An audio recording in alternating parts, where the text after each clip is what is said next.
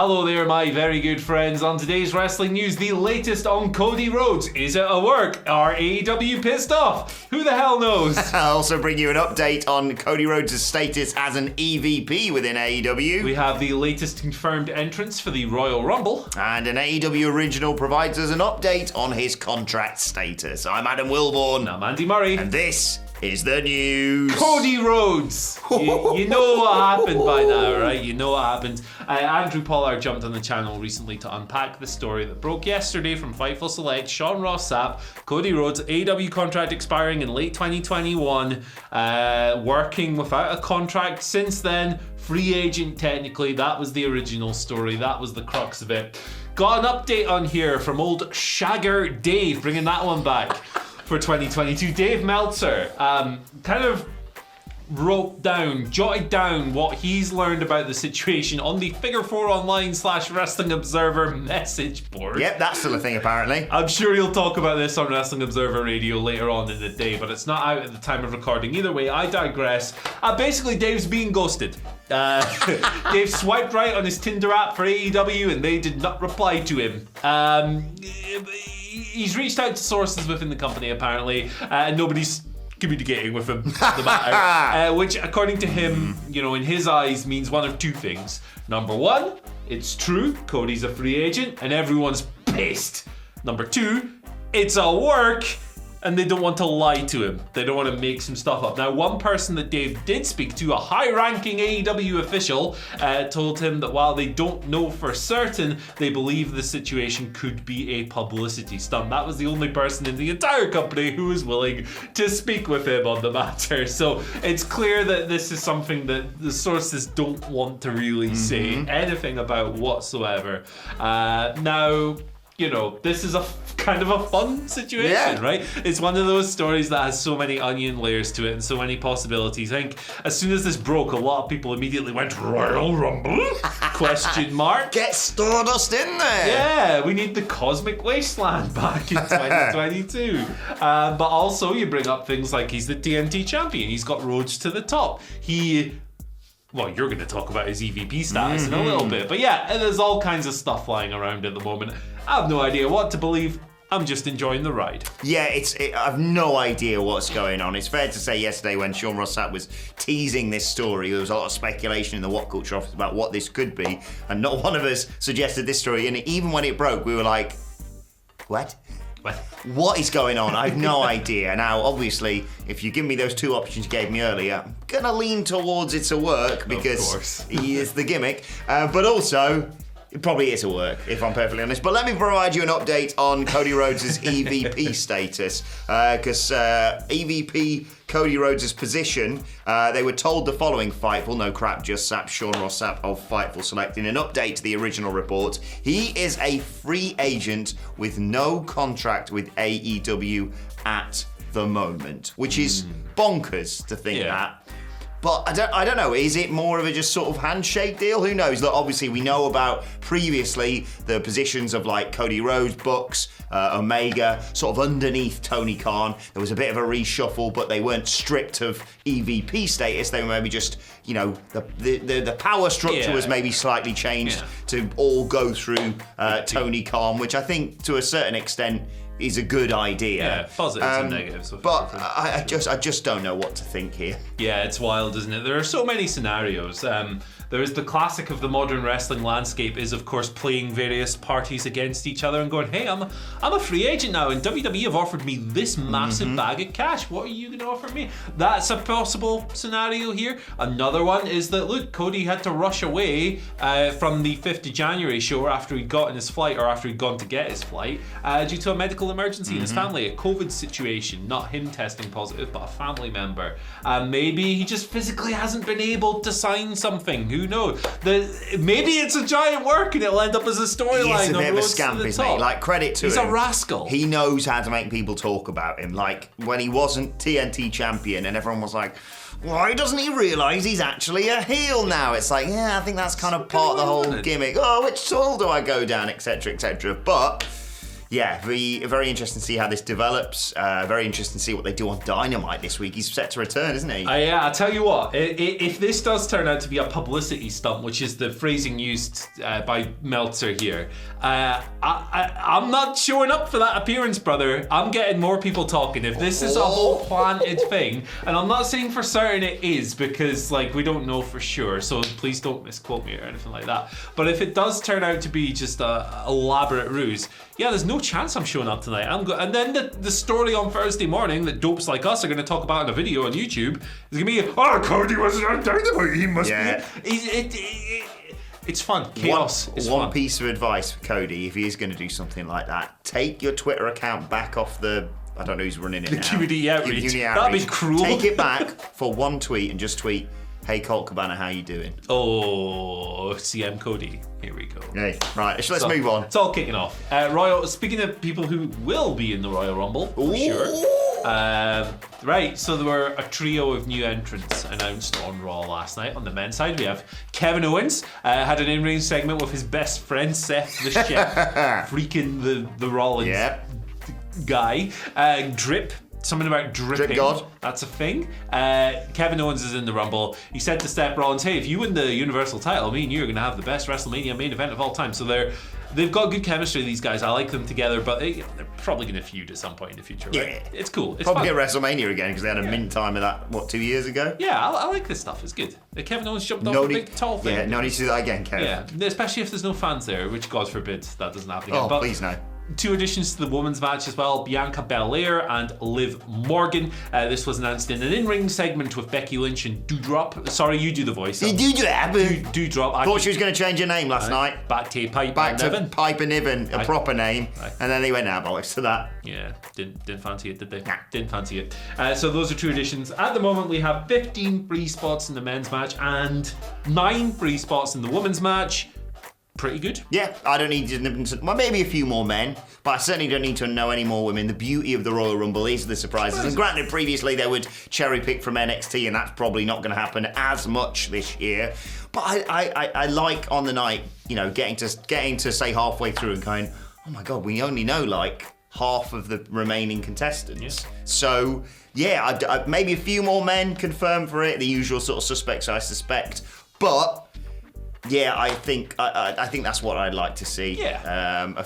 Just leave it at that, and then leave the surprises on the night, because it's one of the best nights of the year, in my opinion, the Royal Rumble. I agree. So excited. Less than 2 weeks now. Less than 2 weeks. And on a Saturday. Oh, yes, I have to go to bed. It's good. Don't have to get up for work at 2 hours after it ends. Right, let's give you a bit of an update on AEW original Peter Avalon. A lot of speculation swirling around him recently.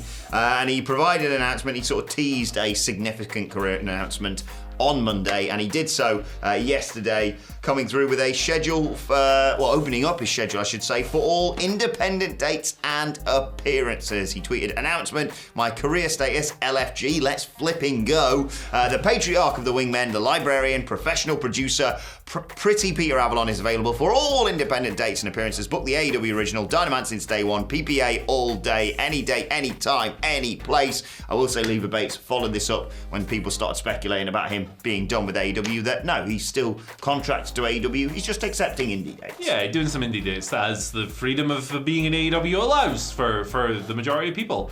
Or maybe everyone. Maybe everyone just doesn't take up on the offer. Who the hell knows? Whatever. Last week we spoke about Peter Avalon's contract. Fightful came through with a report stating that in mid-December they learned that his contract would be expiring sometime within the next few weeks at the time of reporting. But he was then confirmed for the Dark tapings on the 15th of January. No word on whether or not it is still expiring or if he signed a new deal. But Leva Bates' words there would suggest he's sticking around. Yeah. I think he's good in his role. It's the role of an enhancement talent, absolutely. But jobbers are good and important. Absolutely. And every promotion needs some, so cool. Indeed. Right, let's move on to your Twitter questions at WhatCulture WWE. Of course, if you want to get in touch with us. First question today comes from Pranav, who says, "Morning, gents. Do you think there's any possibility of Johnny Gargano being a surprise at the Rumble and maybe winning and then beating Reigns? He's a great babyface, but I don't know if they'd pull the trigger on him that fast. Thoughts?" I don't think Vince McMahon would pull the trigger on Johnny Gargano at all, brother. For better or worse. Worse. Worse, yeah. I don't think Vince McMahon's looking at that guy and seeing the Ultimate Warrior, or is he? Or Roman Reigns or Brock Lesnar, to give you a more current example. He just doesn't fit the mold of what Vince sees as a top-level guy and someone who's going to come through and beat Roman Reigns. That's not to discredit his talent. Johnny Gargano is excellent at what he does. I just don't think he fits the Vince blueprint, which is not a great blueprint a lot of the time. Quite a green print a lot of the time. Yeah, there you go. But I do think there's a good chance he'll be in the Rumble. Yes. I know he said he wants to take time off, and Candice is giving birth in February, and I'm sure he will continue to take some time off. But I wouldn't be at all surprised if he ended up in WWE again, and the Rumble would be a good vehicle to do that. Yeah, I agree. I think 1 out of 3 ain't bad for now. If he ain't winning the Rumble, he certainly is not going on to defeat Roman Reigns at WrestleMania. But I'd like to see him in the Rumble. Yes, obviously, as you said, Candice LeRae is due to give birth, next month? Yeah. An appearance in the Rumble, maybe a couple of eliminations before getting chucked out by, let's just say, Kevin Owens, because that could be something you eventually go back and run back if you want to do something like that. I'd like to see that. I think that could very well happen, but yeah, I think even Pranav in the questions he's good.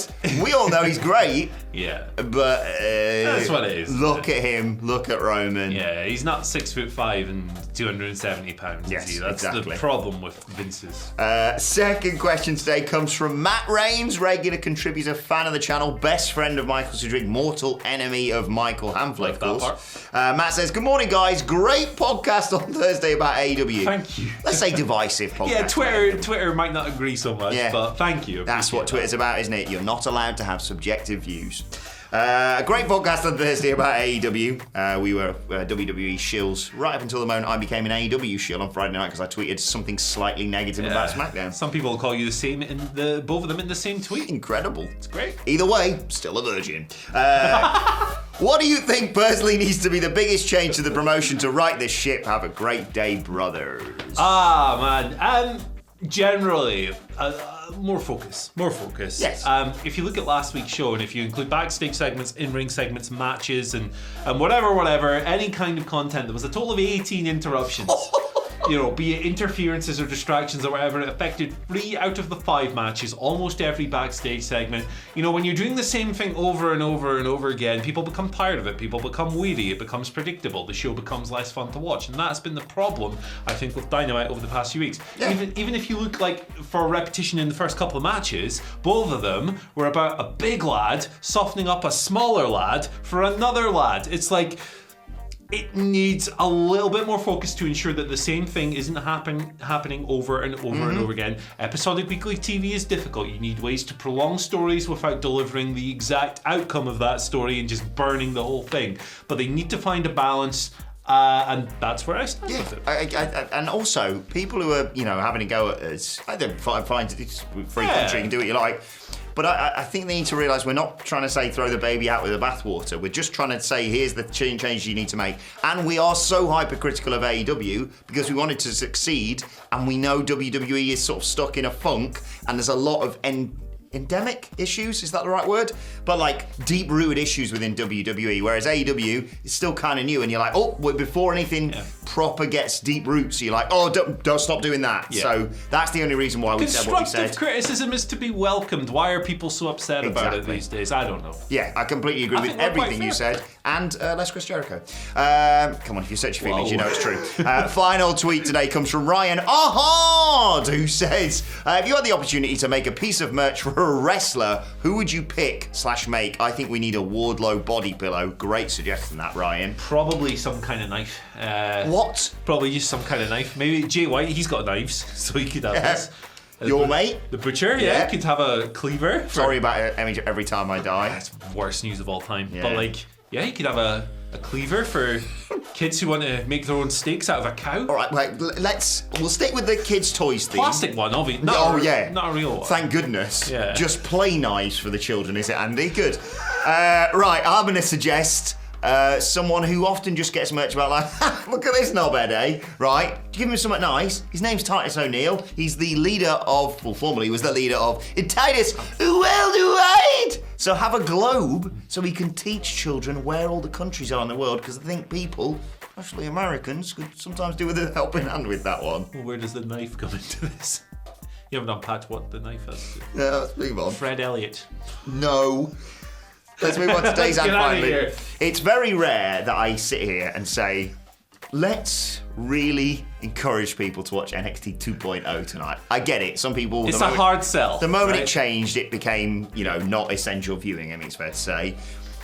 But honestly, watch it tonight because it's going to be bonkers, right? Stabbing is occurring. You're probably going to get Braun Breaker. You're going to get Von Wagner and his heart, who paid his mystery fine. You've got bloody Tony D'Angelo, okay? He's having a funeral, apparently Michael Sidgwick told me. And out of nowhere, WWE NXT on Twitter last night just tweeted, breaking news, tomorrow night on NXT, it's going to be Roderick Strong versus Walter. What's going on? Yeah, so this follows up from like a tiny little social media clip that was doing the rounds, I think yesterday or on Sunday. And they just fast forwarded straight to the match. Hey, look, I'm cool with it. It's a great pairing.